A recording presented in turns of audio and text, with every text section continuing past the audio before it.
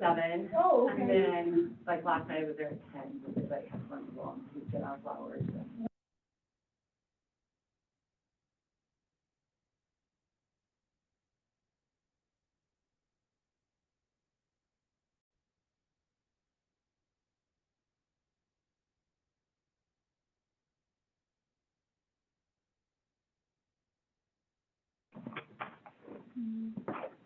And have you started the recording? Mm-hmm. All right.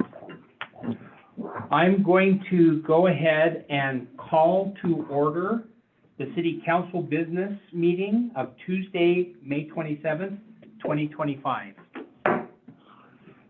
If you would all please join me in the Pledge of Allegiance.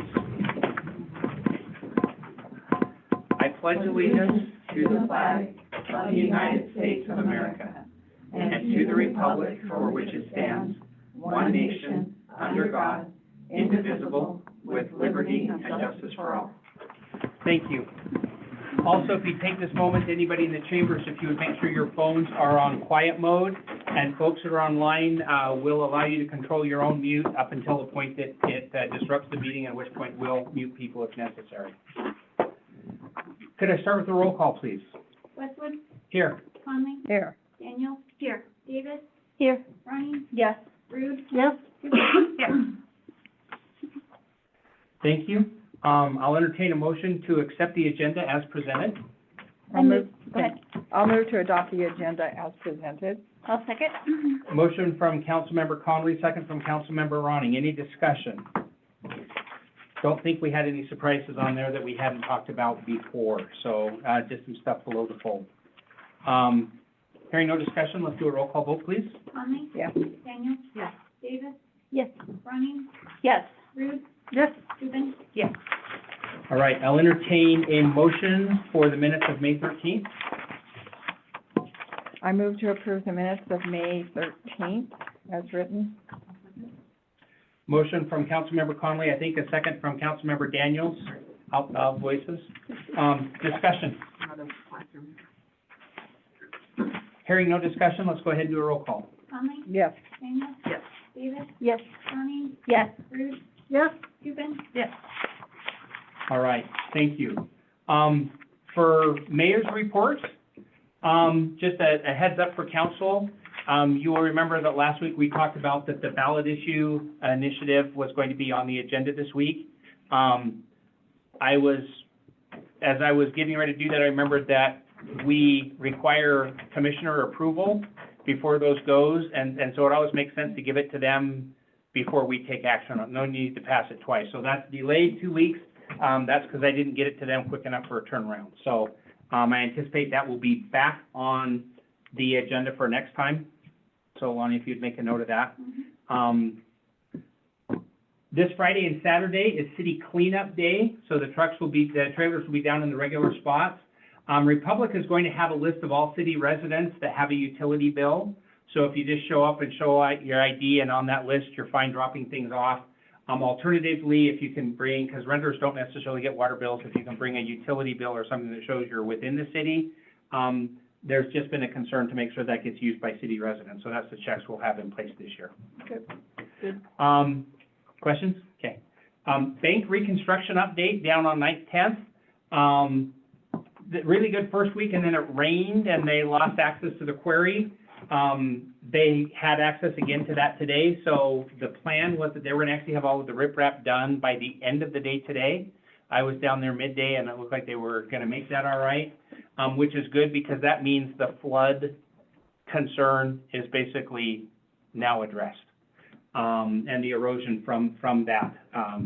And then they anticipate that they'll be done with the project this week, so they're bringing in the topsoil and getting all the cleaning up. And then we've got the kind of the final walkthrough of that scheduled for next week, okay? It looks good for folks who haven't been down. Well, don't get in the way of the big trucks and yellow Tonkas, but, also it's a good reminder, to remind everybody about Code Red. If you haven't signed up for Code Red, just go to the front page of the city website. The first thing you'll see is a pop-up banner that'll show you how to sign up for Code Red. And you can also see the water monitoring that happens at the water station upstream. We're starting to come up finally a little bit now. We're still not up as high as we were even a week or two ago, but I anticipate with the water warming up and the second week of June just around the corner, that we'll keep an eye on that. And again, I'll just throw out a reminder, the alarm that you hear off, go every day at noon, including weekends. If you hear it go off and it's not noon, probably a good day to get online or go to the Code Red, the emergency services offered by the county, and kind of find out if there's an activity. We will use that siren if necessary, to just kind of give people a heads up. The pool is scheduled to open, I want to say tentatively, we've got that set for the 10th or 11th. I think they've got it marked as the 11th on the latest version of the calendar. There had been talk about that being June 3rd, but school doesn't get out until Friday the 6th, and given that our lifeguards and all of those folks in training are still tied up and dealing with finals and stuff, it didn't really make any sense to go forward with that. There's still a lot of moving pieces that we're working on. No intent to cast dispersions on any individual, as there's a lot of moving pieces. The pool got finished clean today, and they started getting it filled.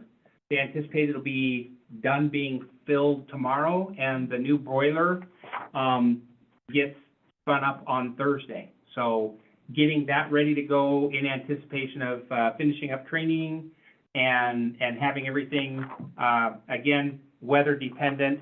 It looks like it'll be Wednesday, June 11th. They are still anticipating the pool is going to be closed on Mondays through June, and that's just basically a lifeguard and staff shortage. So again, if you know anybody who's interested, either wants to do the certification or already has the certification, that is continually the most challenging element about our pool, is just staffing it with instructors and lifeguards to do that. In the parks realm, if you were out, you may have noticed some digging down at Field School Park today. There has been a sinkhole that has been developing for several years underneath one of the tennis/pickleball courts. Today they went on a treasure hunt and found a room down there with lots of junk. The anticipation is that that's actually going to be filled in by the end of this week, so that'll be restored. The city is going to do the prep work to get that ready, get it backfilled and get some asphalt in there. And then there's a volunteer group that is actually raising about $40,000 right now to resurface those courts. That's the tennis group and the pickleball courts that are working together on that. So that's a good city volunteer effort that hopefully by late July, early August, we'll have those courts back open again. Mr. Mayor, there's a room under there? Foundation. Yeah, there are concrete walls around it. The ceiling was dirt that was collapsing. Wow. Yeah. So they found 3 of the 4 walls. Was it connected to tunnels? Not yet. Yep. So, It's probably on my property. any other questions on that? All right. Growth policy and capital improvements plan are both online. We have a notice in the paper for the growth policy that we will have that public hearing on June 24th. The CIP, we do not have the public notice in yet. We'll work on getting that done next week. We may be able to do the same public hearing on that on June 24th, or it may be the next cycle after that. Both of those documents are online. Please review and offer your feedback on those if you see them. Also in town this week, we have Kansas State University, who arrived today and is working on and doing some stuff with the Urban Renewal District. Specifically, the public is invited to the Roosevelt tomorrow night at 6 p.m. for a community input meeting. So that's tomorrow night at 6 p.m. I will add that is a slight conflict. The planning board wanted to go ahead and work on the downtown master plan. So tomorrow at 5:30, they'll be working on the downtown master plan, and at the same time, 6 o'clock is going to be the urban renewal. So a little bit of trying to get a lot done in a short space. So that's, the planning board is kind of split up to make sure they have as much representation down at that urban renewal meeting as possible. So those are both tomorrow night, 5:30 and 6. I notice we have Tara Mistel in the audience. I anticipate and hope that she will get up and speak in public comments in just a moment when we get there. The only other update I have is that, I reached out and spoke with, our provider on the trash to make sure that we were gonna be getting an RFP in, and he's assured me we should have that by Thursday, probably. And then there's several related discussions. He also told me that if there was any possibility that we ran long or needed a contract extension, it was gonna be automatically granted. We'd be continuing on under the existing contract because they realized they were delayed in getting that back to us. So we won't have to get into the trash business for a month Awesome. as a stopgap. Have we received any others? We have not. And part of that may be that our requirement this year was that they had to do bear-resistant containers. That was, in past years, we'd allowed them to submit something and just not get those points, and we were just upfront with folks and said, if you don't do that, you have to do that if you're gonna be in Red Lodge. Yeah. All right, any other questions for me? All right, seeing none, what we will do is we will move on to public comment. This is one of a few public comments, just for those online as well as in the room. You may speak at whichever one you'd like. You get one public comment per comment period, max. You'll have 3 minutes to address anything within the council's purview. If you direct your comments to me, be respectful. And again, it's not a public discussion. It is public comments. And then as an additional thing, any action item that we are taking tonight, there will also be a public comment period on each of those action items before we take action. And with that, I will go ahead and open the public comment and specifically invite Tara, because I know she has someplace to be a little later. Thank you, Mayor Westwood, members of the council, and citizens of Red Lodge. My name is Tara Mastel, and I am the chair of the Urban Renewal Agency Board. And I'm just here tonight to just make sure, just to invite you all to come to any of our public meetings this week. We have this group of highly skilled planners coming, and they're going to help us with these public meetings. And the main one is Wednesday night, tomorrow night. And then we have a few other meetings. They've been posted around town. Can't make Wednesday. We're going to be at Cattail from 9 to 10 on Thursday, and at Sam's Tap Room from 4:30 to Closing. 4 to 5:30, I think. 4 to 5:30 is correct. Yeah. 4 to 5:30. Yeah. So, yeah, I just want to make sure that you all know about it, and if you have any questions, I will do my best to answer if you have any questions about this or anything else related to All right. this effort. By way of information, tonight at 7 p.m., they're going to be doing a tour through the URA, through the urban renewal area. So that's why we're still here. Somebody's going to be outside to keep them from jumping into the meeting. Yeah. Okay, so they're meeting here and starting that at 7. I anticipate that'll probably go an hour. So if we get done prior to that time and folks would like to go join them, I'm sure you'll be able to go down and kind of find where they are. Thank you, Tara. Yeah, thank you. Thank you. Sure. All right. Anybody else in the room who'd like to speak to the public, or to the council at this time? Seeing no response in the room, let's go to online. Online, you can turn on your camera or take off your mute to indicate that you'd like to speak. Seeing none, we'll call it once, twice, and 3 times. We'll go ahead and close that public comment period. Again, just a reminder, there will be a public comment for each action item and then one at the end of the meeting for everybody. All right. First up, under our action items, in the interest of time, I've invited Hannah Coley to do a presentation on the T-bid. So this will be up for action next week. As we go back and look at it historically, there's not really been any official documentation. Our plan is to actually have a resolution that is not drafted yet, but it basically just is a nice formalization that can be duplicated and copied every year to get the T-bid presentation. So Hannah, you have the floor. And this is where the folks online can hear you from, is this one. So if you can come a little closer or talk in your outside voice, either one will work. I'll try. Can you actually make me the host again, please? Pardon? Are you able to make me a host again? I got kicked out. Oh, we can do that. I can do that. Yeah. No, so we have to do that out. Might have to do it from the other machine.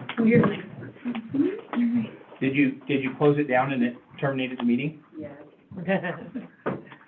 Don't do that. So then mute your audio. Yeah. No, she's not in audio at all. There you go. Good job. You didn't add it, right? No? Okay.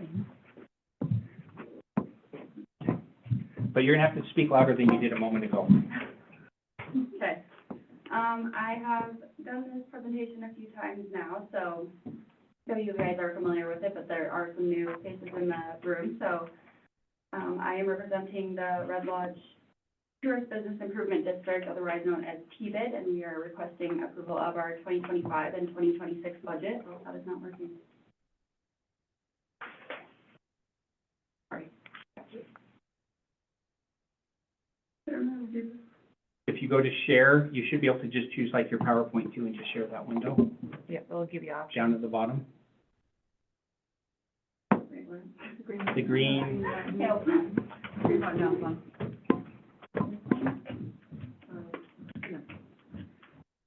Chelsea to the rescue. Technology. That's all. I'm doing what I wanted to do.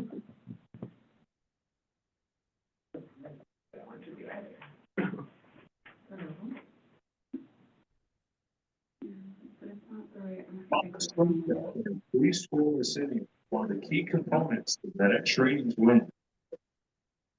thank you. If you want to expand that participant window so we can see where that comes in. But the participants, I notice, is longer than the window in case it happens again. Yep. There it is. All right, there. And it's, yeah. Thank you. Okay. So yes, like I said, the Tourist Business Improvement District, our mission is pretty simple. It's just to get heads and beds. We do a lot of marketing for the city of Red Lodge to promote more room nights and stays in Red Lodge, which also benefits our restaurants and shops and everything else in town. Our current board of directors is myself. I am president. I represent the Pollard Hotel. We have Andrew Christensen. She's vice president from the Yodeler. Chelsea Tupin, she's our treasurer. She's from Red Lodge Reservations. Amy Uller from AAA. She's just our board member. And then we do have a secretary position currently open. We're working to fill that actively right now. Hoping in the next month or two, we'll have somebody in that position. Who contributes to TBID? It's hotels and short-term rental management companies, professionally managed companies with 3 or more properties within the city limits. It's a $2 assessment per room night sold that the guest pays for, and that fund directly gets paid quarterly into our TBID fund, which then is used for marketing efforts, including sponsorships, sponsoring events, creating print and digital advertisements, producing brochures, and other related projects. We work really closely with the Chamber of Commerce.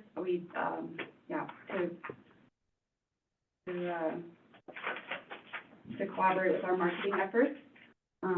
They have all of our grant stuff and information on their website, so you can find more out there, or go talk to Sherry and she'll be happy to fill you in a little bit as well.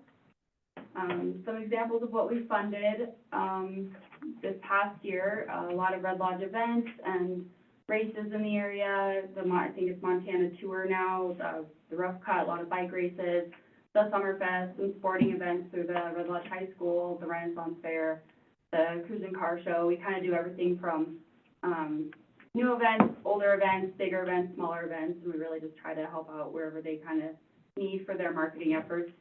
Some bigger things we did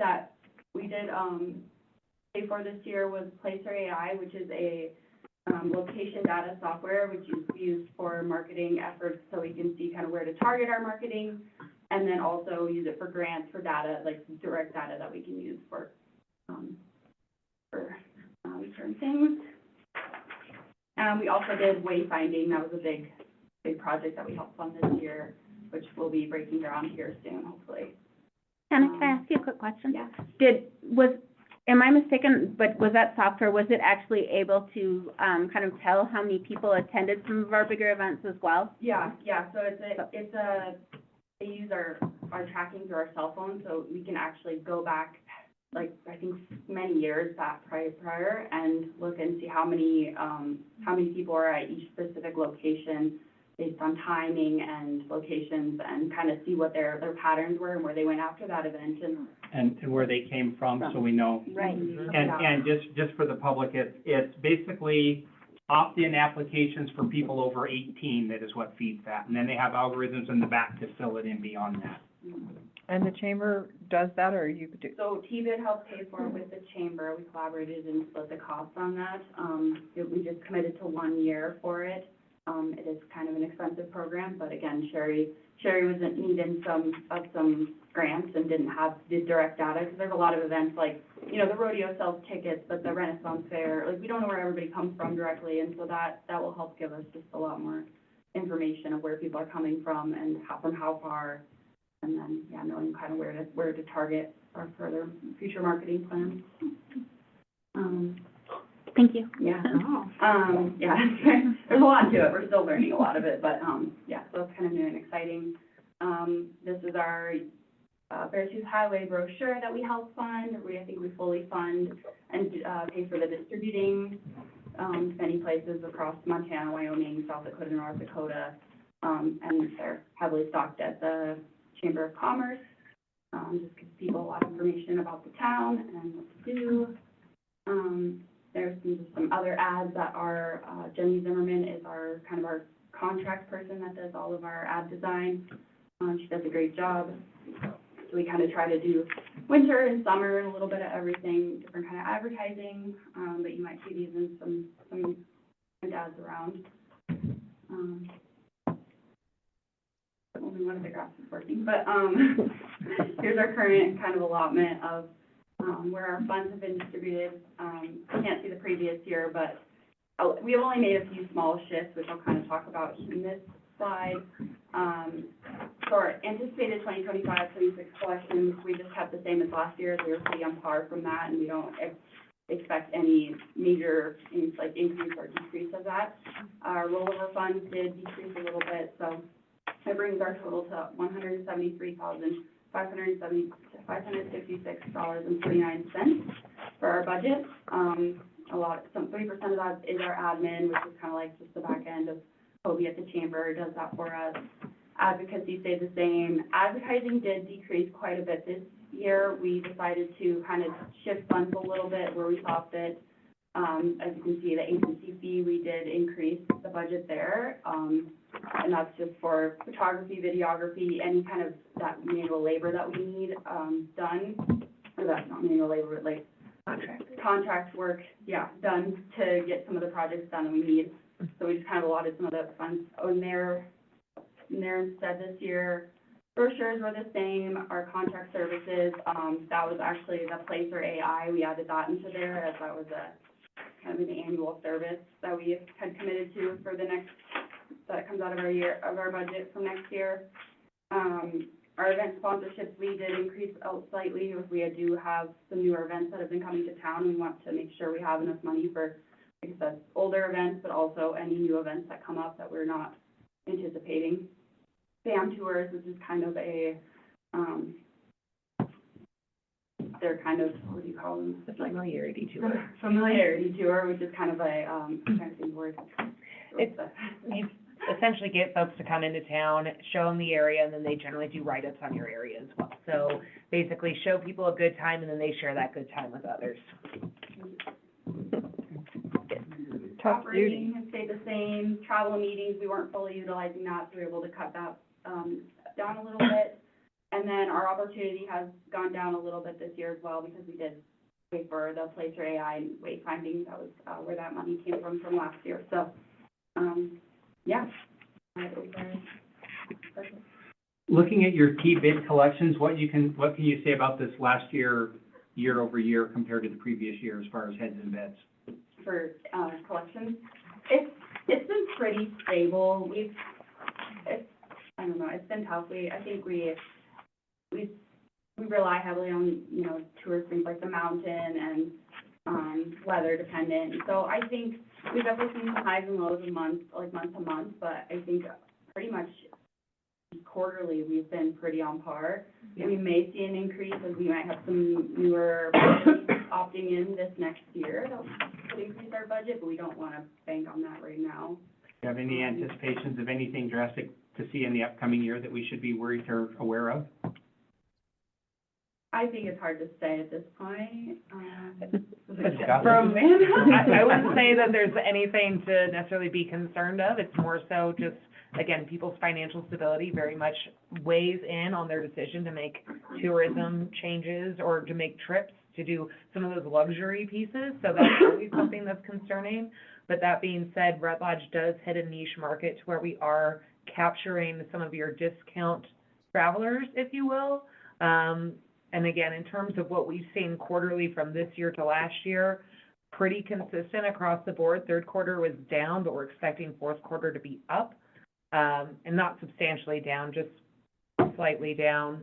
And then realistically, if you compare these numbers to 2019, which is usually where people try and put their steadfast, that's kind of your measure because it's before the COVID years, we do see that we're above where we were in 2019.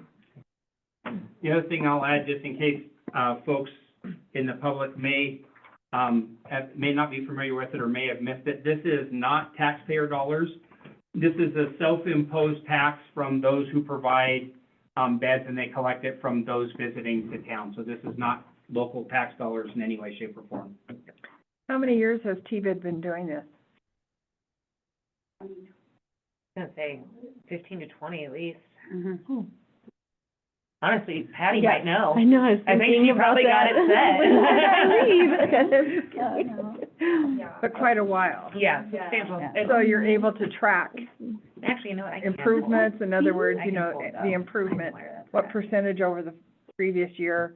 It would be interesting to see how effective TBID is. Of course, it's part of everything else, but it would be the only way you can track whether or not this is working. Yeah. Well, and there's a trend just counting the heads and beds, and then you would expect that resort tax is gonna be very similar, but that Yeah. doesn't necessarily mean it's gonna match. No, If the same people come to spend more, we'll collect more in resort tax. it'll be Yeah. interesting. We haven't raised the assessment in, I think it's been 10 years now.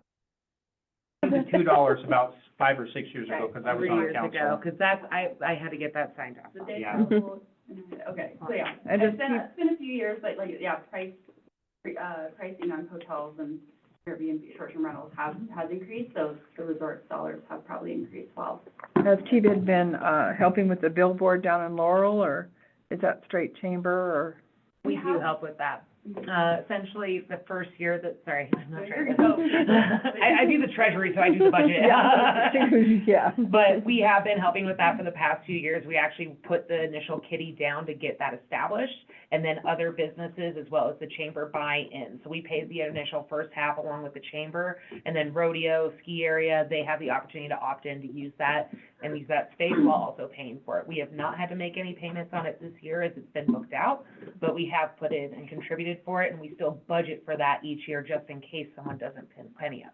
Good, So because that's And- really 2011 Good. is when Wow. TBID was established. 2011. Yeah, thank Like, I have that document, I have that resolution. you. All right, any other questions from the table for our presenter? Are you finished, or did we interrupt you? I was- Okay. The official budget. She was sent hesitated, over that to was you a- guys, or was sent Yeah. over to. Mhm. It's in the packet. Mr. Mayor, the so packet. you guys will have a chance to kind of dive into that a little bit further. And I believe you sent that presentation in, so Lonnie, you have it. We can include that just in the correspondence section of next week's packet for the public. Thank you. Thank you. Yeah. All right. The first action item is with, our most recent change, where we lost Councilperson Miller, and Councilor Miller Council Member Davis has joined us. It also necessitates a little bit of shuffling. So in working with the council president, I would like to propose for council's approve that we're gonna add Patty on land use, which is where Doug Miller was. No, Mm-mm. Where Sandy was. that's just Sandy. Oh, I'm sorry. So, yeah, I'm sorry. Sandy is going from land use to Admin, admin and finance. Patty is going to land use, land use and also to public health and safety. public health and safety where Doug was. That's the part I didn't have written down. Any discussion at the table? Welcome to the committee. Yeah, Take thank it you. on. All right. Thank you, Sandy, for stepping up and helping out on admin. Yeah. But it only made sense. Thank you. Yeah. I appreciate it. All right. Thank you. Hearing no discussion, let's go ahead and do a roll call and make it official. Conley? Yes. Daniel? Yes. Davis? Yes. Yes. Yes, no idea. Well, yes. Yeah. All right, that motion passes. All right, next on the agenda, I'll entertain a motion for ordinance number 972.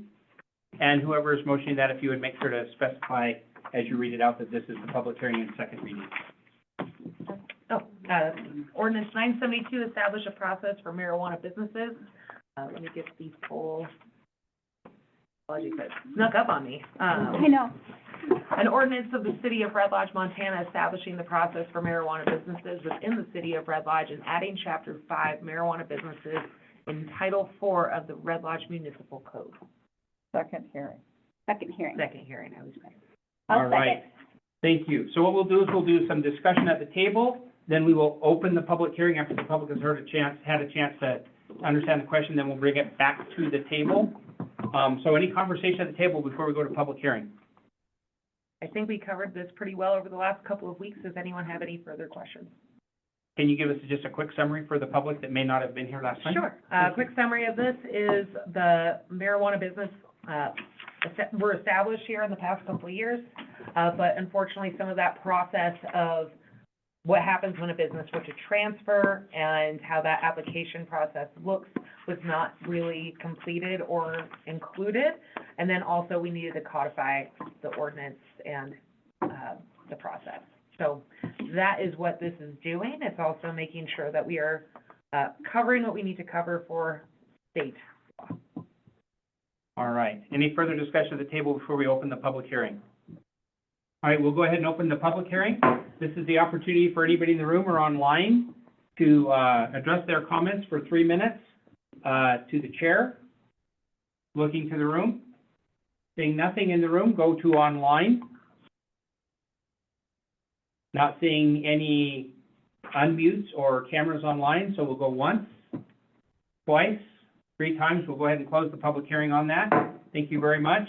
We'll come back to the table. Any further discussion before we take action? Hearing no discussion at the table, can I get a roll call vote, please? Conley? Yes. Oh, wait, hold on just a second. Motion was from Council Member Tupin. Mhm. Was there a second? Yes. Second from Councilmember Ronning, sorry. Now we'll go ahead and do a vote. I just want to make sure I dotted my i's and crossed my t's. Way to go. Conley? Yes. Daniel? Yes. Davis? Yes. Ronnie? Yes. Ruth? Yes. Rubin? Yes. All right, the motion passes and will take effect 30 days from today. I will entertain a motion for resolution 3694. I move to approve resolution number 3694, resolution to award the 16-inch bypass project for the city of Red Lodge, Montana. I'll second that. Motion from Councilmember Ronning, second from Councilmember Conley. Discussion at the table. So, COP Construction was the low bidder with a total bid of $1.25 million, for the base bid. The high bid, I believe, was like $2.4 million, if I remember right. So, and the Public Works Director and Great West Engineering are both very comfortable with COP Construction doing the work. COP Construction has done prior work for the city of Red Lodge, and they had no problems working with them in the past. So, as Mike said, they really sharpened their pencils to get us this low bid. The estimate from the, engineering company was that it would be around 1.4 million. So this is coming in under that amount. I want to say it was actually even a little bit higher than that, may have been like 1.8. But the company that bid has actually done some work in Red Lodge before, which means we already have a level of confidence in their work and their ability to perform. And, they also knew how much they wanted to be in Red Lodge so that their folks had someplace nice to spend the weekends in between jobs and stuff. So I think that is why, part of why we saw a range. There were people to which we were an unknown, and there were contractors to which we are unknown, and I think that was reflected in their bids. The one additional thing that I think is worth mentioning, is later on the agenda, during the council business part, there are 2 items that will be up for discussion, having to do with securing the easements to do this. This is basically to authorize the mayor to do the notice of award and intent. However, we also have to clear a couple of additional hurdles. I just want to mention that is a discussion we'll have a little bit later, so I just want to include that as part of the conversation here. Any other questions or comments from the table? All right. Before we take action, let me go ahead and open public comment. This public comment is specific to the resolution to award the 16-inch bypass. So with that, I'll go ahead and open public comment. Looking to the room. Seeing nothing from the room, let me go online. Going once, which is code for I'm not seeing any unmutes or hands raised or cameras turned on. Going twice, 3 times, thank you. We'll go ahead and close that public comment. Bring it back to the table. Any further discussion before action? Can I get a roll call vote, please? Conley? Yes. Daniel? Yes. Davis? Yes. Donnie? Yes. Ruth? Yes. Coogan? Yes. Motion passes. I will entertain a motion for resolution 3697. I will make a motion to approve resolution number 3697.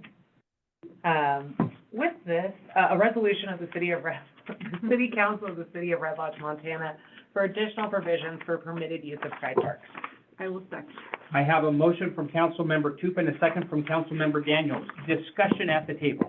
Discussion this morning in our land use and planning meeting, as well as this past weekend, there was a permitted use that took place at Pride Park that was not necessarily within the bounds of what we had within this resolution, which did spark conversation of, is this enough? Is it sufficient for what we envisioned for this space? So specifically going back to where this came from is, one, we wanted to be able to maintain a space downtown where people can eat, relax, enjoy the shade, have a place to sit, and enjoy one of our only downtown parks, our only downtown park, but also still keep it accessible for folks for use. If they do want to have a pop-up shop, do a nonprofit booth, anything along those lines, just within specific guardrails, and guidelines.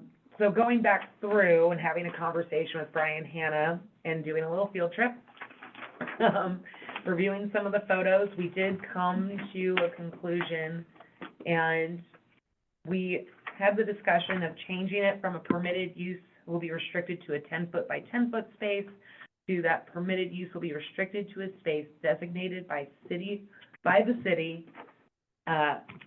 refer to the site map provided within the application. And that is something that we discussed, those specific locations. There will be a small section in the concrete pad area sufficient for about a 6-foot to 10-foot table, and that's about it, or a section between the planters and the back grassy area. So there's 2 designated areas that they have to stay restricted to, and within those spaces only, not smattered across walls or into the sidewalks, and making sure that the benches remain functional and usable. If someone is to apply for that space, they get one of those 2 locations. They do not get both, and they are still restricted to one time, one location. You don't get one at one location and one at the other through the month. So we also changed permitted user will only be eligible for the use of Pride Park 1 day per month and for only one designated location in Pride Park, to make sure that was cleaned up and clarified as well.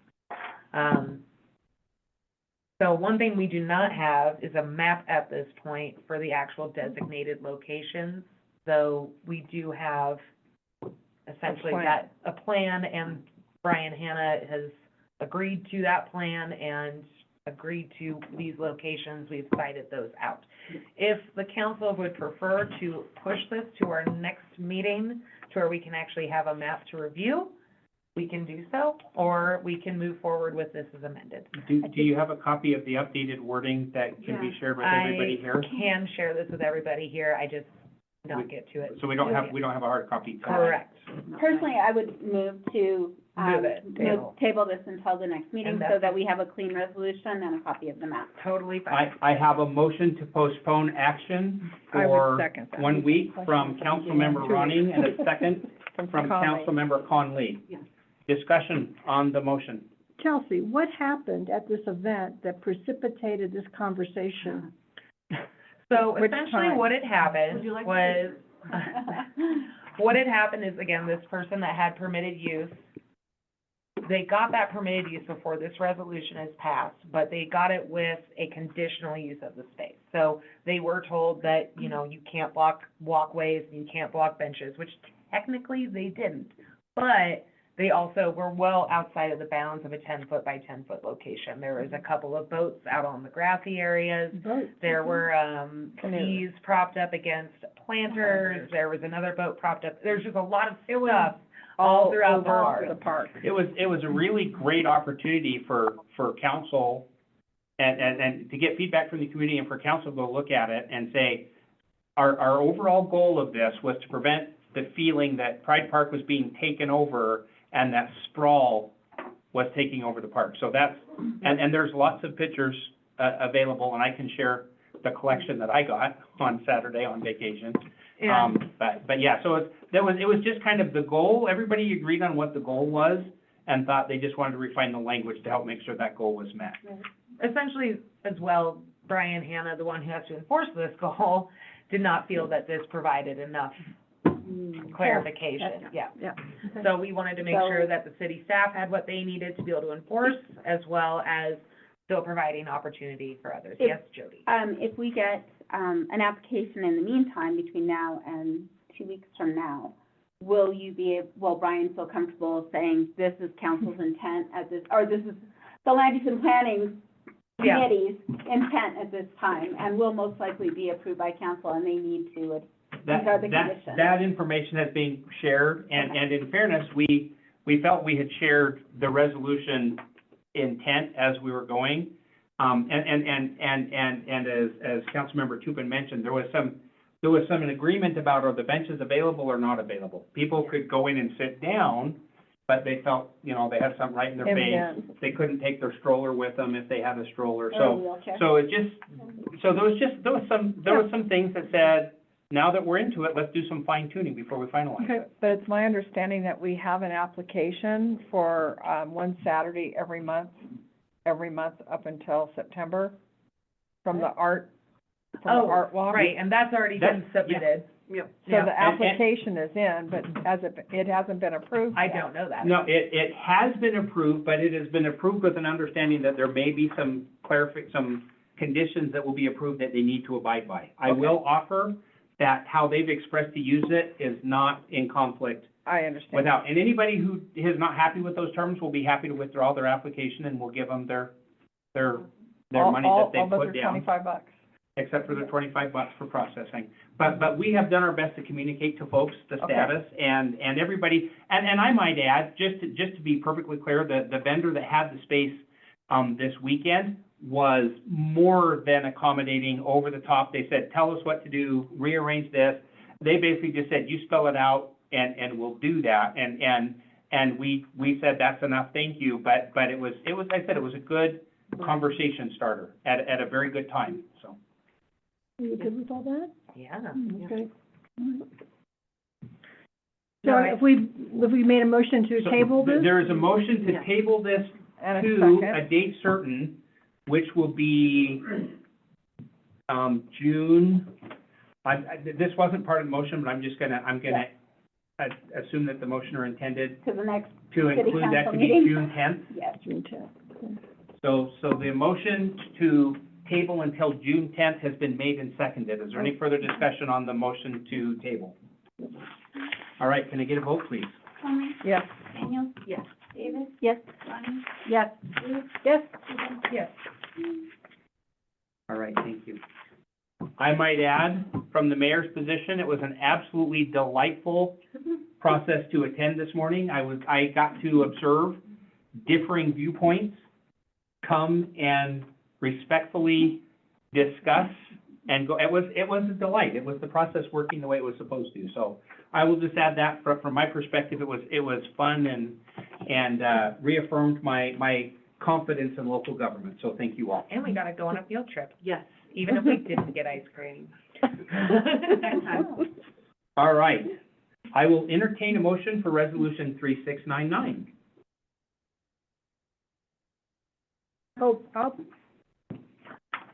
I resolve to approve, resolution number 3699 to plant a living tree stand at Van Dyke Park. I will second. Have a motion from Councilmember Rude, a second from Councilmember Tupin. Discussion at the table. I have some concerns and some questions for the applicant. Would now be the time? So, I think what let's do right now is, rather than questions, let's do it as discussion at the table. And you may address your concerns. Okay, well, this park was dedicated in 2017 as an open space park and trails. That was the dedication of the park. Then 5 years later, that resolution was quoted that it's an open space park with trails and limited building, which was not part of it. So I think that the city council was misinformed when it was presented that limited building would be allowed in Van Dyke Park. The resolution, 3599, also said that the cement shall not exceed 20 by 20, and it became 30 by 36. And the structure for the solar panels was added to that. So now we have another proposal for a living tree stand where there'll be 5 in the back and 4 in the front, 5 feet apart. And my question was, is that a 5-foot tree and 5 feet and 5-foot tree so that it would be 45 feet across and then topped at 10 feet? So are we going to be looking at 45 feet, which actually exceeds that 36-inch area to start with? So I'm confused on how big this tree stand will be. I did a little research because I'm not a botanist. To me, a juniper is a bush, but there are trees. And it said that a juniper tree uses 30 gallons of water each per day. And the idea that the city for 2 years is going to spend 450 gallons of water watering these trees is not what I think the city wants to pay for. Okay. So- What we will do as far as the question element of that, when we get to public comment, we will have the proponents and requesters that'll also have an opportunity to do public comment, and So they that I can can choose, visualize. they can choose to use that time to address any questions that may have been raised. Thank you. Other comments at the table? Just that we did make, some additions to the resolution, and I believe, well, I know they're in the packet, I'm looking at them, but also I believe everyone had the opportunity to look them over. Essentially, these were to add, to the memorandum of understanding between the City of Red Lodge and the Heroes of Steam, just per the presentation that they had brought and the proposals they had, as well as what the City Parks Board had endorsed and support, as well as our Public Works Director. So those specific changes would just be including the tree strand adjacent to the structure to the facility. It also included item number 12, to the Heroes of Steam Center's responsibilities to maintain the trees, including maintaining a maximum height of 10 feet, pruning and regular plant care. If trees require removal due to imposed health or safety concerns, that will be their responsibility, or that will be the responsibility of Heroes of Steam. And the Heroes of Steam Center will also be responsible for replacement if needed. And then also adding to the city's responsibilities, per what Mike Maples, our Public Works Director, had offered, they will assist with the watering of those trees for 2 years. So I just want to be sure that it's very clear for public record as well as the council of what was added to that resolution. There was one additional element raised, this morning, Lonnie, just so that you're aware. In the first resolution, this resolution says 3549, I think somebody said 3459, Yep, and it was retyped. We don't know which point the dyslexia happened, but that will be corrected. Team effort. That will be corrected to make sure that it reflects the appropriate resolution. And I think you had it, and you said it was 3459. Yes, I have the Okay. resolution. Any other discussion at the table before we go to public comment? So when we say assist with the watering of the trees, does that mean the maintenance and the watering, that we will be doing it? What is the actual role the city will I play? believe what was presented, and we might need some clarification on that, is that the water truck would arrive and that the volunteers would do the work. And I didn't understand it. I just understood that we would be going up and watering it 1 day a week through the first 2 hot years. Yep. And I was just, this is what was presented to us at the land use and planning meeting, so. So we need clarification there too. I don't know that that's relevant to the passing of the motion. I think I feel comfortable based on Mike's input and talking with him that we'll address it as needed, and it'll be a partner. If it needs to be a partner to make it work, we can do a partnership to do that. Any other discussions at the table before we go to public comment? Hearing none, we'll go to public comment. And if you, as the proponents, and would like to speak first, I will give you that opportunity, or if you'd like to wait until the end, your call. Go ahead and open public comment. Again, if you address your comments to me and come up and speak loudly so that those online can hear. Yeah, the trees that we're planting. Will you start with your name? Douglas Reynolds, Red Lodge resident. Address? The trees that we're planting are native Rocky Mountain junipers. They grow on all the hillsides around town, especially you can see them most easily along the road up to the ski lodge, where they grow without a single drop of added water all year.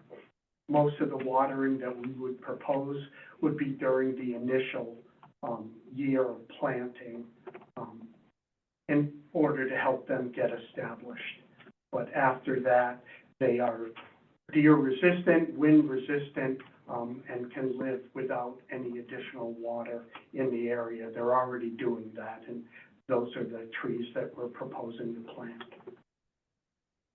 Okay. You have 2 more minutes if you wanted to discuss or share anything else. Are there any other questions?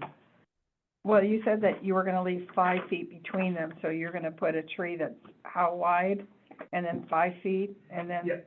so. They, as they grow, they can get 5 to 8 feet in diameter.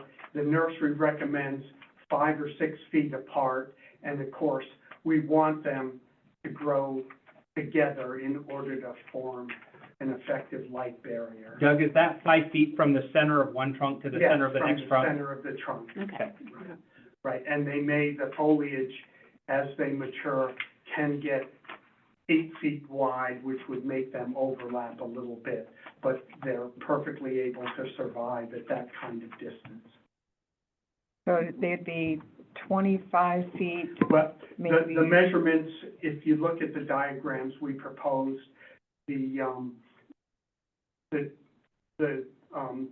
5 and the 4 would be 27 feet wide and 20 feet in Front depth to back. with the two different layers. All right, we're getting kind of fuzzy here, so let's keep the comments directed toward me.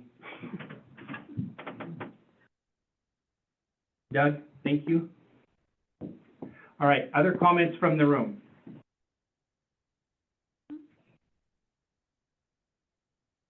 So Teresa Yeah. Whistler at 614 South Broadway and in Red Lodge, for Heroes Steam Center. I really appreciate, Chelsea, you adding the language around the additional MOU criteria. I did share that with the board, Heroes Steam Board, and we have no issue with it, it's expected. It's a funny thing, it is Heroes Steam Center. Heroes is a name, it's not Heroes of. So you might just want to correct that in the resolution, but, I know it's confusing. And I just, again, just wanted to say, appreciate that. And last, I noticed the packet this week did not contain those diagrams that answer your question, Sandy. So it'd be 27 feet in width in the front line, closest to the observatory, and 22 feet in the back with just the 4 feet. And I think it was only 12 feet wide because of the 5 and 5 plus the 2.5 and 2. But anyway, it's not as deep as 20 feet, I don't believe. I don't have it in front of me. And that's about it. If there are any other questions, I'd be happy to answer. All right, thank you. All right, give me a second to reset my timer, and we're back to public comment in the chamber. Again, please direct your conversations to me, your question, or your comments. That's the word I was looking for. Sheila Knoll, 606 Broadway Avenue South, and I walk up there every day.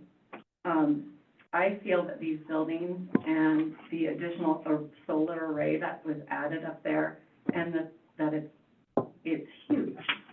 And it's based on a resolution 3459 that specifically states use of land as an open space park with trails. And then that got changed with resolution 3599, where it was a permanent open space park with trails, provides for additional recreational opportunity and limited building. It's based on an untruth, this entire building, the structures up there. So why the haul path is my question. When does the expansion of this property stop?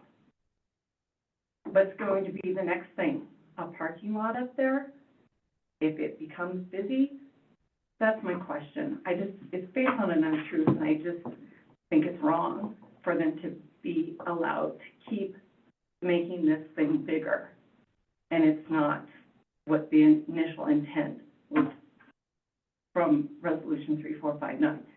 I think it's bad. Thank you. That's it. Additional comments from the room? Seeing none in the room, I see a raised hand online. I can't tell who that's attached to, but if you go ahead and turn off your mute, and ideally turn on your camera and address your comments to the chair. Just the cursor. Oh, that's the cursor of the, will you wiggle the cursor? I would say, Mr. Baker, can you move it on that one and see if it works? Thank you. I see the raised hand. There you go. All right, no, that's perfect, thank you. All right, any comments online? I will share, one comment that I received, tonight, and I'm just gonna share a portion of it, from Kimberly Wright. And I guess the concern part of it is I walk the whole loop with my dog every day. It's very peaceful, and the view of mountain takes your breath away. My question is, why the observatory built at the end of a runway, a T in the road, next to residential and across from the county shop? Wasn't it supposed to be only telescope and trails? Now it has buildings, solar panels, and concrete pads. It's not what folks want to see when enjoying the peaceful walks. So I just share that as a public comment from a member who was, a community member who was not able to be here. Let me go, last chance for public comment going to the room. Going to online. Once, twice, 3 times. We'll go ahead and close the public comment. Thank you all for your participation. Bring the conversation back to the table. I did hear a suggestion for a motion to modify Heroes of Steam to Heroes Steam. If somebody would like to make that motion. I would rather check this real quick. Specifically, I was the one who typed that out, and I just want to make sure that is actually how it reads within. It may be that the MOU also needs corrected. Yeah, that's what my concern is, and it very well could be on me typing that wrong, but I just want to double check that because I am trying to. I blame Siri. And if it is wrong in the MOU, we're going to be revisiting the MOU anyway, so I guess in fairness, we could do that even if it's not in the resolution, so. And no, I did. At the observatory. Here's Steam Center, just, again, I bounce it back and forth a little bit. Not gonna move too fast. Here's Steam. Okay, yeah, that was on me, just, so I'm okay with that amendment. The motion to amend, would you want to make it? Make a motion to amend, resolution number 3699, a resolution to approve planting a living tree strand in Van Dyke Park, to take all instances of Heroes of Steam to read Heroes Theme. Is that correct? Yep. I'll check myself one more time. Motion from Councilmember Tupin. Do I have a second? I'll second. Councilmember Daniels, second. Discussion on the motion to amend. Hearing none, this is a vote on the motion to amend. Can I get a roll call? Conley? No. Daniel? Yes. Davis? Yes. Ryan? Yes. Rude? Yes. Tupin? Yes. All right, motion passes. Back to the main motion. Any further discussion at the table? I will look to those who have not had a chance to speak first. You have first dibs if you'd like. I'm okay. Okay.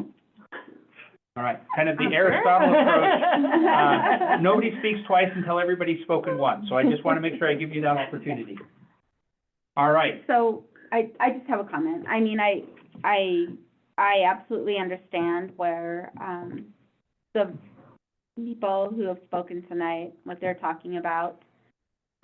You know, it was set up as an open area park. And I guess I understand, you know, eventually we do have to, you know, put a stop to, or have more oversight in the development of it. And that's what we really are trying to do now with this resolution, is to have more oversight in anything that goes on in any of our parks. And that's why there is this resolution rather than it just going to the Parks Board. Because we do feel that, you know, this does change the park and we wanted the public to have a say in what is going on here.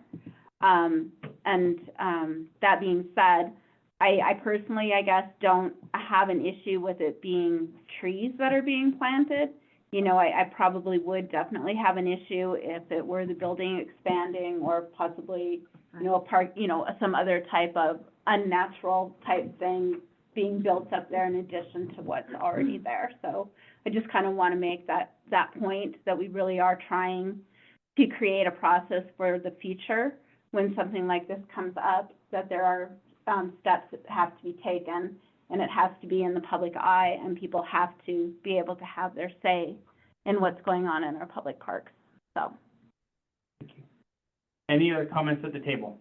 And just to kind of second on that, yes, it's something that's happened that I don't necessarily agree with the process of how the observatory was put into place. And again, was before my time on council, before many of that happened, but it's something that is there now. And much like Jody, where I would not like to see expansion of the actual structure, the idea of adding greenery and some sort of shielding there, not just for the lights, but also for the people. I agree with that concept, and at a certain point, even though something happened in the past that we didn't like, doesn't necessarily mean moving forward we can't do what we can to work with it. And so as much as I don't necessarily want to see expansion, and I understand that this isn't where that park's supposed to be and how it's supposed to be, having some trees put into place and having the responsibility taken on by the observatory, that I can support. Okay, I'm going to continue. Last call I'll go with Jody and Chelsea. I'm not against a tree. There's no tree I don't love in this world, but, there's 2 times this has come up since I've been on the, council, is one, the Alpine Lodge and this. It just got screwy, and it's there, and but I would, the watchdog, aspect of this, these parties, planning, parks, city council, needs to be, elevated, I believe. So, but it's there, and they're trees, and I just wanna say that. Yeah. Right, thank you. Councilmember Davis. I agree, that's what they said. I do. All right, Councilmember Arning, Not here, but- last comment. Councilmember Conley? And I'm not against trees at all. I didn't think you were. Although, Hold on, although I comments to do me. like to have them strewn out so that, you know, it looks more like a forest as opposed to a big blockage. And that's my complaint, is it's a blockage. It's not a natural tree stand. It's artificial. It's an artificial pile of trees. And they're very nice. I took a nice picture of them. But, and researched them. But, I just can't support adding more to it, because if this is to block the city light, the county lights, there are still cars coming in from both sides. And I'm afraid that we're gonna be looking at that again, because we're passing this because they can't see to the north. But what happens when the cars come this way? Okay, thank you. Councilmember Daniels. You like trees too? Yeah, I love trees. The one comment that I noticed at our land use, Brian did kind of question, there was drifting, and from my understanding, these should not cause any drifting problems from the location that they are, they're far enough away from the road. But, Our Public Works had weighed in that Yeah. there was one time where there was an initial stand along the road yeah. that was kind of shot down because of the problems it would cause for Public Works. Right, They have indicated they do not anticipate Okay. a problem with these. okay. And then, And I guess the reality is, if there was an unanticipated problem, that could come back to, and council could say, be gone with them, but I don't anticipate that would happen. And just one note, with how we have this written in the additions to the MOU, I would consider drifting a safety concern, and that is something that's addressed within this. okay, perfect. All right, Yeah. thank you. Again, I agree with everybody else. It's a tree. It's kind of in my mind, it's a win-win for everyone. Those of you who are up there walking, and are distracted by the building and what it is, now can look at trees versus the building, Okay. and vice versa. So I just kind of, All right, thank you. And with that, I'm going to call question on the motion. Could we get a roll call, please? Conley, No. Daniel, yes. Davis, Yes. Ronnie, Yes. Rude, Yes. Cuban. Yes. Motion passes. Thank you again, all for a respectful conversation with disagreeing viewpoints. Much appreciated.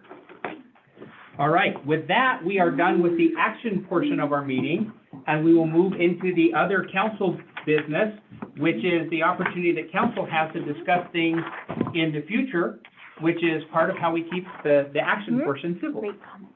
So Well, I with knew I that, was gonna lose.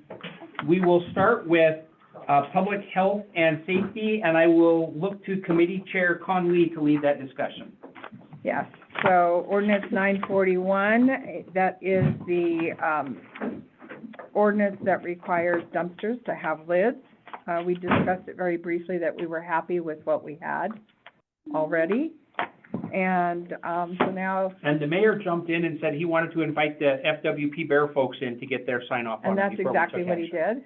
He thought that the Bear people should also have a little, so, it's not going to be up for the first reading in 2 weeks, is it, Mr. Mayor? I would say that's dependent on if we get feedback in FWP. the 2 weeks. If they feel they can come make their comments at that meeting and we can still take action that night, I'm not taking it off the table, but Okay, to your point, I think let's take a couple of cycles on it and make sure we get it right. then, we discussed ordinance 910, which is regarding the snow and ice removal from sidewalks. I had sent the resolution that we had agreed on to, our city attorney, and Dennison felt, and I'd like to see how the city council feels. He thought that perhaps we should leave all the fines within the ordinance. But he also put together a resolution to set fines. So his theory is that by setting the fines in the ordinance, the first part of that was the fact that we're going to go ahead and give them a notice, and within 24 hours, if they don't clear their snow, the city has the right to clear the sidewalks. Then we get into the fine section, which are the subsequent occurrences where they have not removed it after that first one. And so he thought they should all be together, so either all together in the ordinance and all together in the resolution. Of course, we think that a resolution only requires one reading, where an ordinance change requires two. So the question is, how does the city council feel about? There was some pros and cons. One of the arguments for having it all in the ordinance is it was one place to look rather than having to look in two different places. Yeah. The argument for having it in the resolution is if there's a need to change it, it is an easier process to change.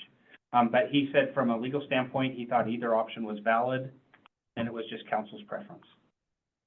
Well, I noticed that many times, sorry, is this for conversation at this point? Yes, please. Be sure. Yeah. I think many times we put the fines and penalties or fees, whatever, what have you, we do that in a resolution specifically, so it is easier to change and adapt over time as costs change, without necessarily having to go through and reopen a can of worms of an entire ordinance. Mm-hmm. So to me, I like the idea of resolution.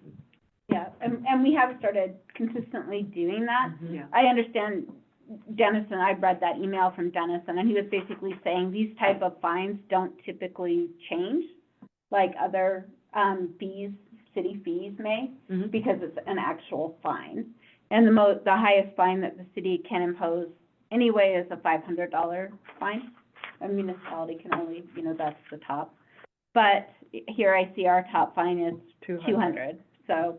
But it's Yeah. still double what it was. Yeah, so I do like it in a resolution personally. Okay, 2 for resolution. Ann? You have to speak up. I can't just go with nodding. Well, I agree, I like the resolution. Oh, Oh, I'm excuse me. sorry. I'm sorry, Speak I thought you were for- leaving me. I'm still thinking about the trees, I'm sorry. The trees have left the room. 4 for resolution. All right, I feel comfortable saying let's move forward with the resolution version. Okay, Yeah. everyone's okay with that? Yeah. Then we will include that in the packet next time. That was the gist of it, Can- and, Can I ask you a quick question? Please. Because you did double the fines, you say, yeah. to, with the max penalty of $200. Is there any reason why you didn't go with the $500 before you went with Just a 200? yeah, you went with the 200 instead of like the fourth and subsequent offenses would be a 2-year? Well, I didn't know that there was a $500 max, number one. Yeah. Number two, I was edging us up from 50 and 100 to 100 and 200. And Yeah. the reason why I doubled it is ProCut told me that on a regular 50-foot building on Broadway, they would charge $50. So having the fine $50 didn't make any sense to me. You know, Except they would also get charged by the city for the removal of the snow. Well, that's the first time, but these are subsequent times. So Every time the subsequently- city moves it, they're gonna pay for it. Yeah, this is It's not just the subsequent, penalty. so, I just want to make sure that we have clear language that says when the city's going to get to and that they get to pay for it. That's from an That's all, yeah. executive ask, that's the executive side of that. Mhm. Yeah. so when they subsequently do not remove their snow, it's not just a straight fine, it's a straight fine and the city will, and that's not in there, so we'll have to reword that. I just want to make sure that it's clear that that's what's going to happen. Well, That's my ask. you have it in section 4-3-3. But that's for the first time, No, it's any noncompliance. okay. Additionally, in the case of noncompliance, the Public Works Director may remove such snow and ice that is not removed within the time prescribed. Okay, So, perfect. they certify the cost by the city court, and thereupon the cost shall be certified by the city clerk to the city treasurer of Carbon County to be collected at the time of collection of other city taxes. So, His yeah, no, resolution took it's, care of it. yeah, how he wrote it, absolutely. perfect. The other That's section, in the ordinance. the other section that came up for That's in the discussion on 910, snow yeah. I'll check it. is that currently, when we talk about it, what we say is in the downtown business district, it must be cleared and it's the responsibility of the adjacent property owners. There's also a section south of the downtown business district and a section north of the downtown business district. Currently, we do some snow clearing along south of the business district because that is our responsibility with MDT. But we do that from a city standpoint rather than putting that on the adjacent property owners. And there was discussion, they didn't have concerns with that, but the discussion is the north end of town like the south end of town? Are we talking three discrete, unique places? What is council's desire about what this ordinance addresses? One of the proposals was that it addresses the downtown business district as it does, and that it's just city prerogative if we do anything beyond that, which we're currently exercising on the south. But again, council makes the rules. We do our best to execute them if they're clear. So what is council's feeling on those So- three areas? The part that the city is typically removing the snow on follows Rock Creek, or is it on both sides? It's actually only on the west side. It is more Like like the Chateau Chateau Rouge Rouge. and going up to that because that's where people walk. And the motels So we along that area. We don't, Those along things Rock there Creek, we are- don't No, no, shovel that. no. We don't remove the snow there. They Okay. basically do it along the motels so that people can walk into town. I guess I would have thought it would Honestly- have been more along the creek where there's no houses. So, I mean, I know that the Right away. Yodeler and, the Roosevelt Center have been clearing their snow. And we're just gap snow plowing. Exactly, and that's the thing, is just there's more gaps, there's more residential on that section of town, and then a lot of those lots are substantially larger than just the storefront adjacent. Where if you're doing the storefront adjacent, what would you call that, about 25? 25 to 50 feet. Yep. Or And- in my case, 200 feet. Yes, Yeah. because she's got a corner. Yeah. You're just bragging because you got one. She's a double. So, yeah, that's the only thing I think of down there is that there's residential spaces down there that are those gaps. And now is that residence gonna be responsible, which again, Yeah. I'm not saying no, but Well, I thought it went from 19, what does it say? It's all the commercial. It's C1 through C4. So it goes from 19th Street down, right? Mhm. So, yeah, those residents in that area are currently responsible to remove that snow. C1 through C, all the Cs. And it actually says C4 north and C4 south. So it does cover community entrances according to what the current, As I say, is that the existing one? that's the existing one. Okay. Existing covers all of the Cs. Here's one, and so it could, there's an option that's in 431A to just leave it as it says. Well, I think that in any But this commercial, says, business zone district, yeah. honestly, sorry. I think that in any commercial area, the snow should be removed. I mean, for pedestrian traffic, period. And Okay. I think we can definitely have that other conversation on what the city will contribute to that, even including downtown, eventually. But, because I know we've had this conversation in resort tax meetings where, it is an allowable use of resort tax funds to remove the snow in commercial areas. So that would include the C3 north that we're talking about. And we don't have anything on here that, whether or not there's a sidewalk there. Because there are some of these that don't have sidewalks. yeah, that's what I would think That's limiting it to kinda- areas with sidewalks is appropriate. Mm-hmm.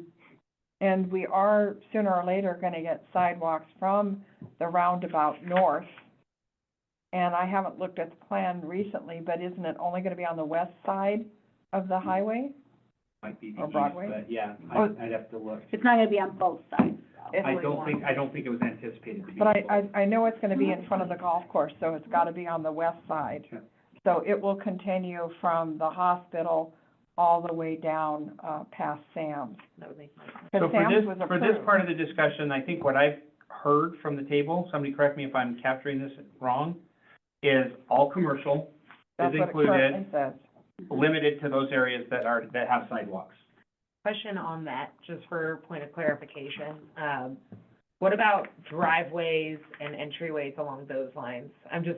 The reason I ask is I think about like Crazy Creek down there, where there's not as much sidewalk, but a lot of driveway. But you still have to have a 6-foot So area. You have a You're it. sidewalk and a You have Even to if car it's a share. side, even if it's not, Oh, yeah. again, I'm just saying when we're saying Right. sidewalks, be No, really it- clear with that language, Yeah. that even like points of entry, How to what's the word for that I'm looking for? Well, the sidewalk Overlay? actually goes over, the Mhm. sidewalk actually goes over the driveway. You just don't They See it. just, see it Right, because it's part of the driveway, It's but it's invisible. there.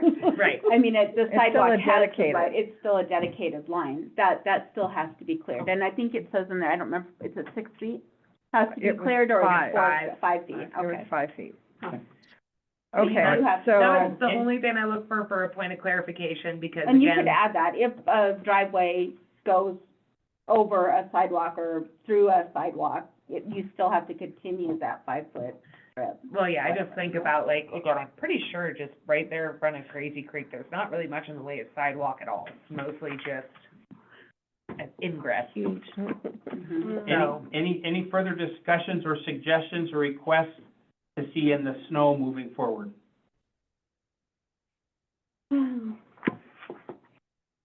All right, any other questions for public health and safety before we move on?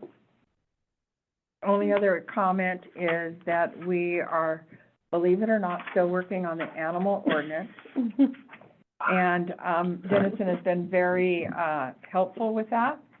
And, Ann's gonna do some research, and I have some research to do to see what other cities, she's gonna check what other cities do about animals. And I'm gonna check with the state to see what they've already got on the books that we don't need to repeat. Do you know how to do that, or do you need some assistance looking through MCA? Are you comfortable with that? I've been looking through it, so I probably Okay, can I take just, it. when I you can said take it. checking with the state, I sounded like you were I'm gonna not pick up gonna the call phone and them. call somebody. Don't, it sure would make it easier, for sure. yeah. But, you know, I can wander through the MCA and figure it out. All right, thank you. Yeah. Admin and finance, and I will look to council or committee chair Ronnie. Yes, so, we pretty much already talked about everything that we talked about in admin and finance in our action part. We will be presenting at our next meeting if everyone's comfortable with it. We discussed today about creating a resolution to approve the TBID budget. We've never done that in the past, but we felt that, after some discussions at today's meeting, that it would be a good idea, just so it's not, so it's an official, you know, rather than I move to approve the budget, we'll actually have a resolution in place. That's kind of the way we've been steering things, with council to create these more formal procedures. So if you guys are good with having that be an action item next time, we will do so.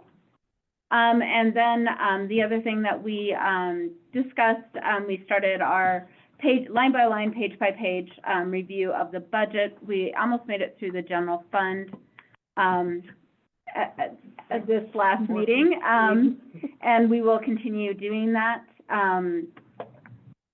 The mayor is going to arrange for our,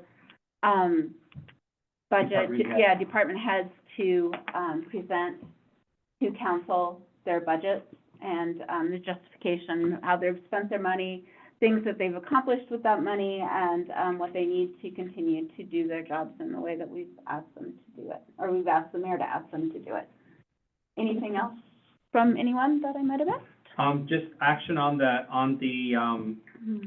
T-bid resolution, is that gonna, are you gonna follow up with Dennison to do that? I just wanna make sure we know who's taking the action on that to make sure it's done. Or am I doing that, or? Okay, thank you. Thank Okay. you, thank you, Lon. Thank you. I know, we're like, what? Thank you. I We get just, the deer in the what I don't wanna do is headlights. next Thursday suddenly go, oh, we were going to, so, thank you. Yes, thank you. Okay.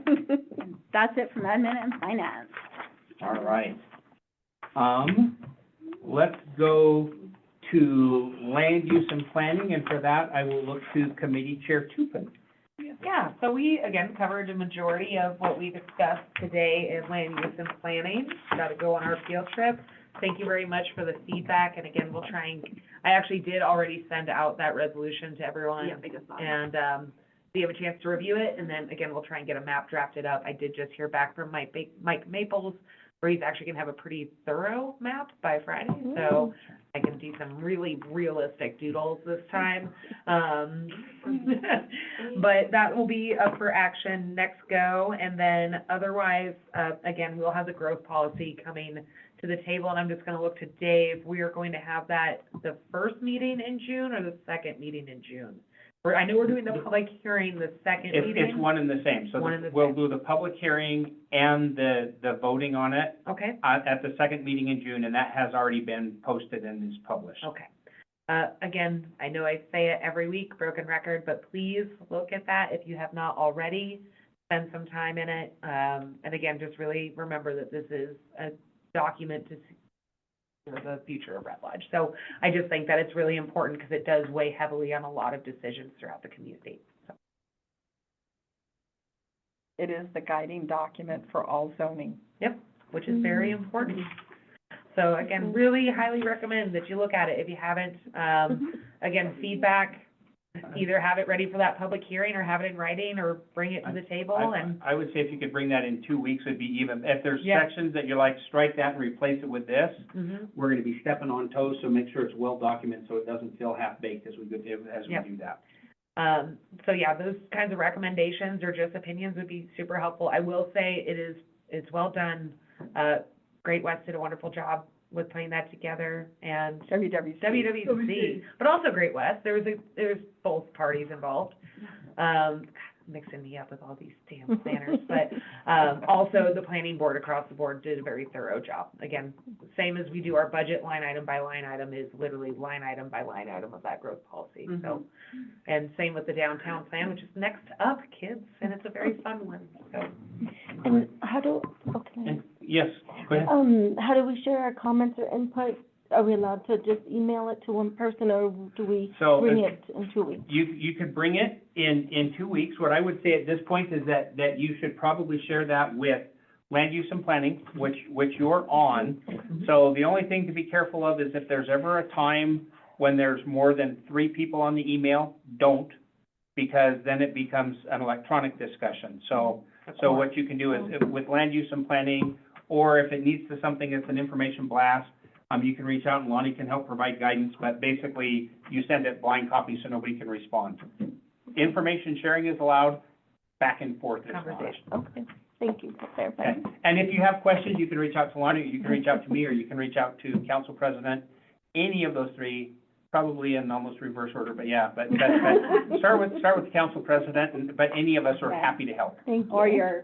Or land use and Yeah, I was gonna say, we're not Yeah. chopped liver, we're happy to help. Yes. No, I would We should say leave- definitely, since this directly is with land use and planning, and you're on the committee, definitely, share it with that committee. And the same with, if I have, reading through it, if I have things I want to bring up, I will email Chelsea, and I'll probably blind copy the 2 other people on the committee, Mhm. so that it's not a discussion going Correct. on, Okay. but so that you are aware of my comments as well. Okay, So. thank you.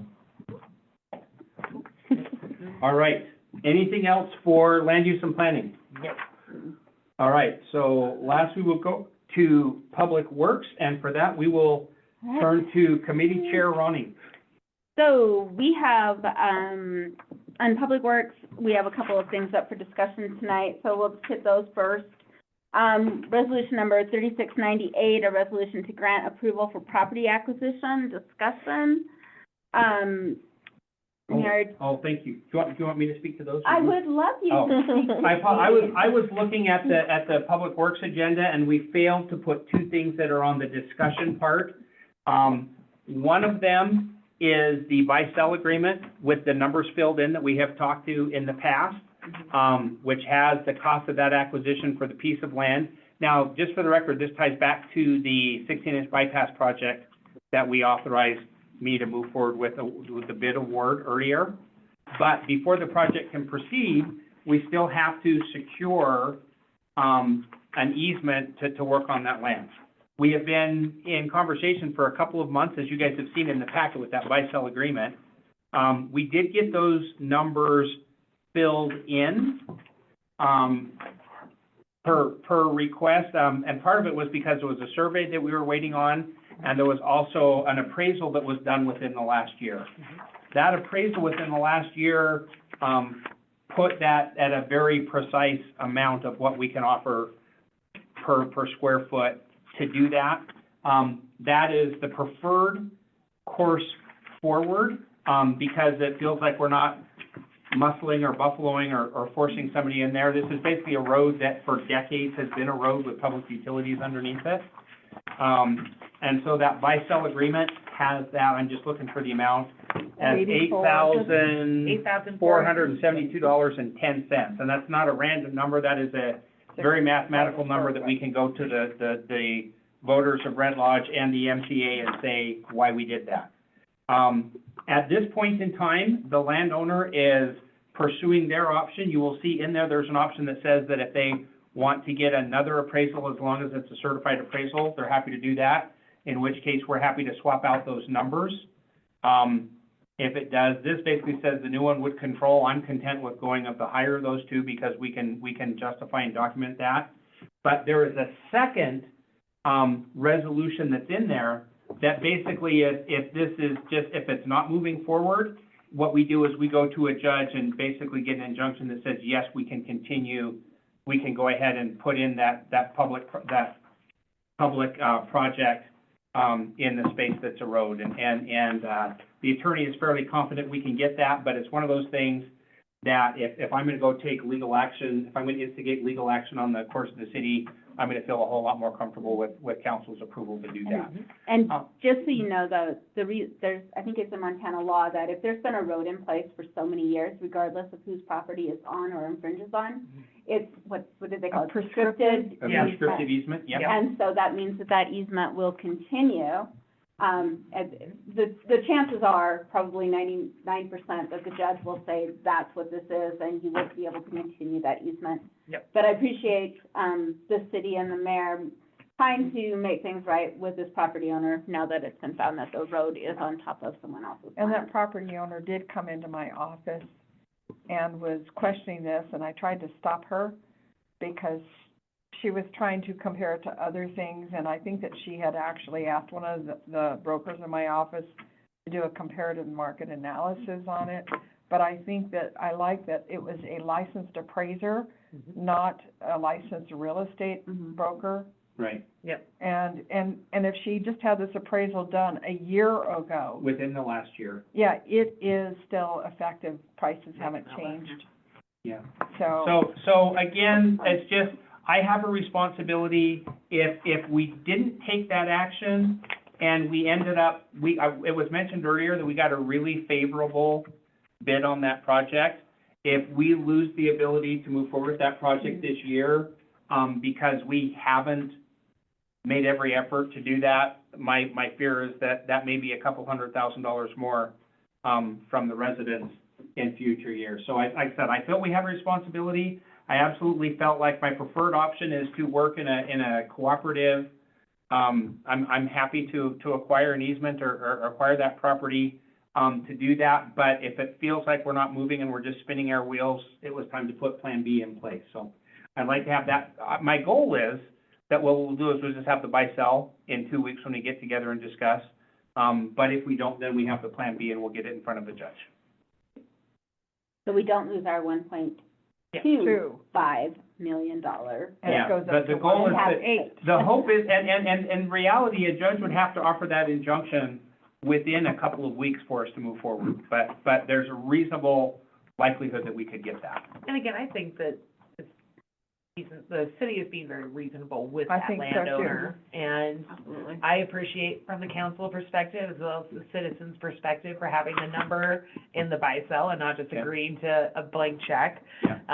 As well as you know, cleaning up that buy-sell a little bit. Thank you, Sandy, for the work on that in terms of getting legal descriptions, et cetera, in there. And even though And- there'll be a new legal description, but it does say a portion of new. Yeah. Yeah, I and did I, description what I to did is follow. I We worked with see the that all title the company time. to help make sure that was all good. Yep, But he still okay, didn't yep. fix the, seventh whereas, so council is still misspelled, city council. If you've got any errors on that, if you want us to shoot me and Lonnie an email, I we'll make will. sure we get those addressed. perfect.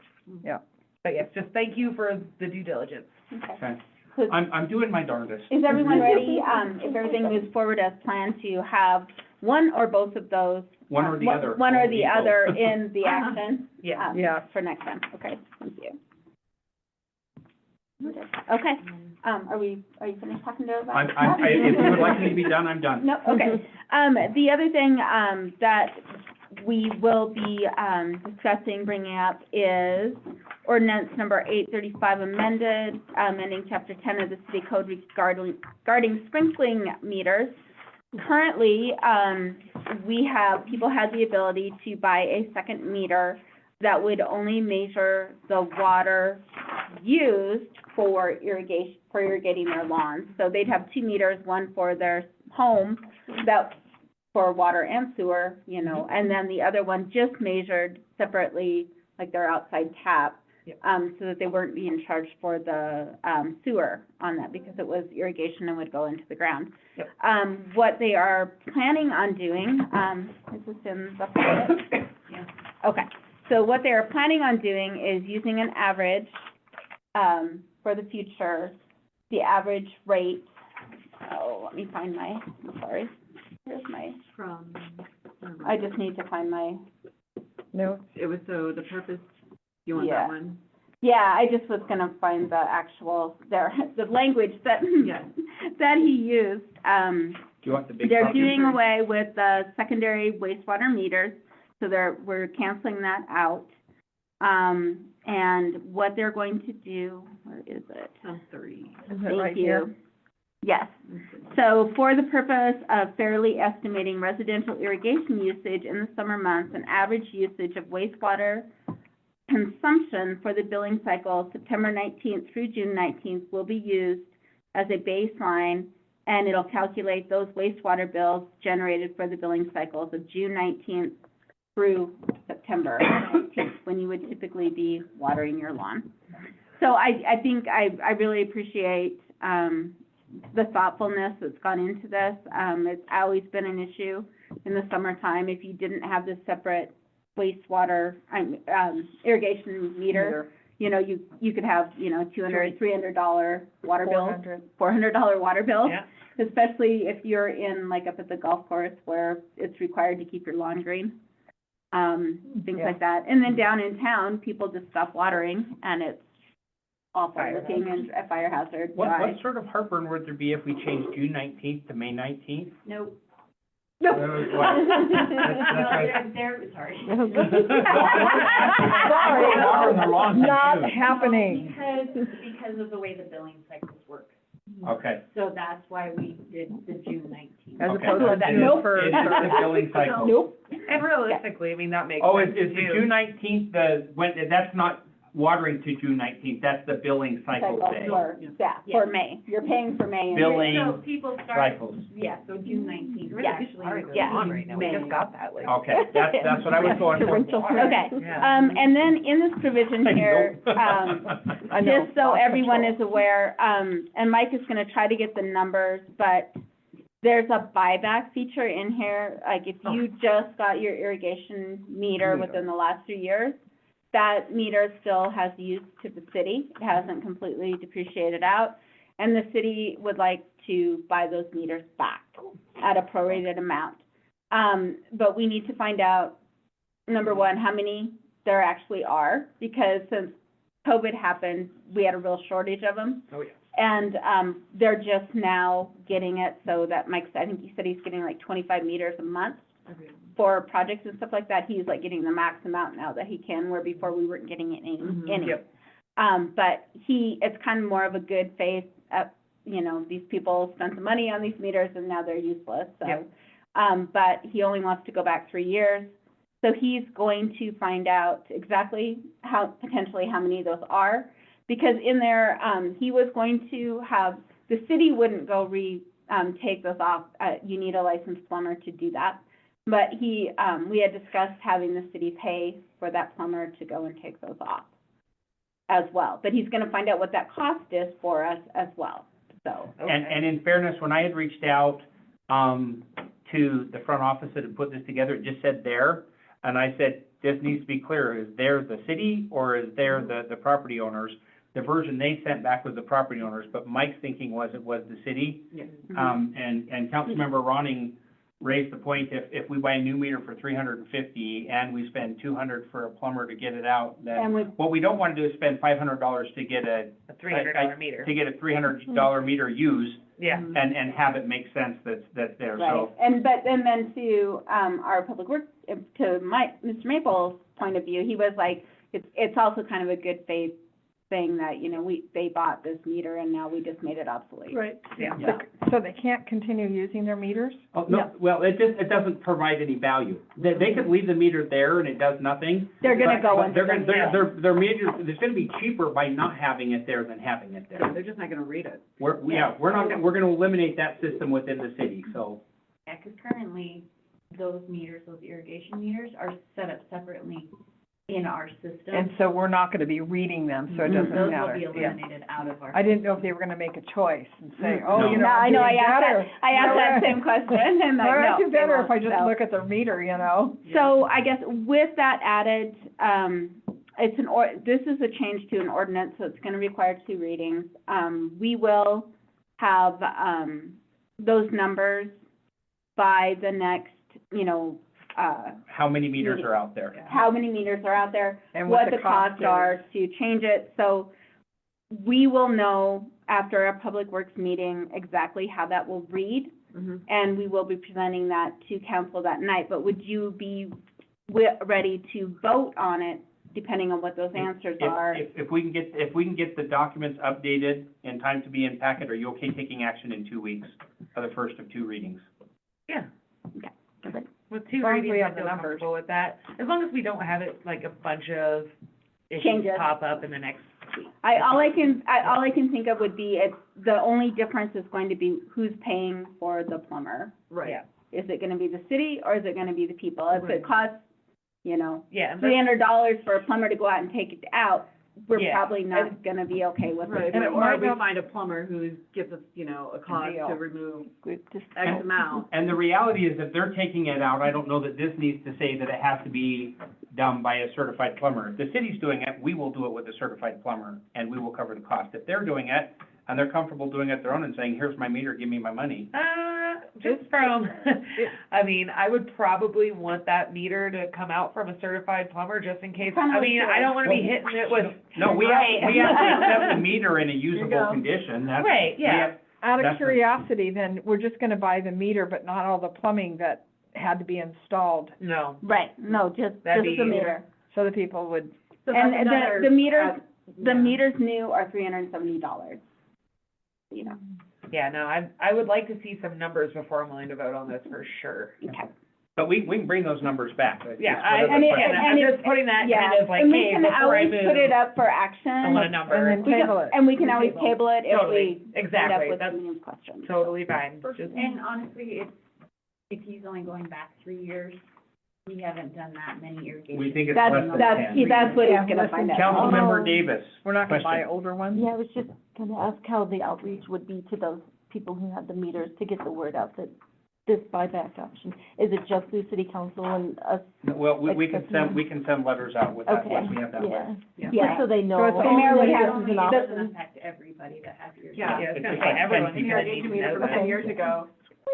Well, again, Yeah. they're gonna wanna notice everybody about the averages, so. And if it's only meters that were installed Yeah, in we the last we 3 will work years. with the press to make sure that information gonna be gets like out, Yeah. so that they understand there's no longer a need to Yeah. do an irrigation meter. I just imagine that there's also gonna be, on the water bills, because this is for everyone, not just those who have irrigation meters, so. Correct. Right, oh, yeah, everyone, Yeah. yes. The Okay. good news is, the number of people who call and say, hey, my water bill just went down. Please explain what's happening is a very easy to deal with conversation. Yeah. So if everyone's Build the wrong okay with person. that, going above the fold and with the possibility of it being tabled, that's what we'll do. And then, we didn't really get a chance to talk about the CIP today. We ran out of time. But there's just a few little changes out there, Mike said, so please do review it. It will be coming soon. Yeah, we need to run a public notice. If you're reviewing the copy that's online, you'll note that it said we had a public hearing and voted on it tonight. That information will obviously change. I didn't pick up on that, and therefore we didn't run an ad, and we didn't notice it, and didn't add it to the agenda, so we'll get it taken care of. Good. And Cynthia, any other important things from Public Works that I may have missed? Because there was a lot of information that Mike always gives us, but I don't have a hard No, I copy think of we're it good on today. that, and I covered a good share of it in Yeah, you Mayor's did. comments. Right. Try to take Any notes. other questions for Public Works from the rest of council? Nope. All right. Correspondence, anything that people received that we need to make sure to include in the packet, or that you'd like to use to initiate a conversation at this point in time? I did hand out, invitations to the fire department's wiener roast. Probably, I mean, there's a big June wiener on 14th. it. It's the annual banquet, so, they wanted to make sure that all the city council members were invited. And Lonnie, you should come too. It's obviously open to the public anyway, but. All right. Any other correspondence? Councilmember Davis, speak up. If this applies at this meeting at this time, I just wanted to inquire about how the P Cannery Tour went, if anybody went for that. Did anybody go? I really wanted to, and I did. I know. Find out more. I did not make it to the last one. I have done a tour through there before. Yeah. So I've heard positive things. I've heard extremely positive things. I wonder if we could reach out and have him reschedule at a time. The I know. answer to that question is not right now, because he's in the middle of a commissioned work. Okay. Apparently, when you have art in the Guggenheim, that when people hire you, they expect results. Yeah. Thank you. Just Weird. wondering. But we'll Impatient. keep you posted, yeah. Yeah, I would like to take it. I know, I was sad we missed it that day. Yeah. All right. With that, we'll come to our last section, which is public comment. This is an opportunity for anybody in the chambers, of which there are none, or anybody online, to come to the council with anything in the council's purview. So I'll go ahead and open the public comment. Same rules apply, 3 minutes. Introduce yourself, direct your comments to me, and the floor is open. Not seeing any cameras? Not seeing any raised hands? No unmutes, going once? Twice? We will go ahead and close public comment. Oh, was that somebody coming in? Nope. All right. Thank you for sticking with us. We do appreciate your efforts. We'll close public comment. And with that, I'll entertain a motion for item number 12 on the agenda. Move to adjourn. All right. Oh, sorry, I Patty's think I gonna do know. it.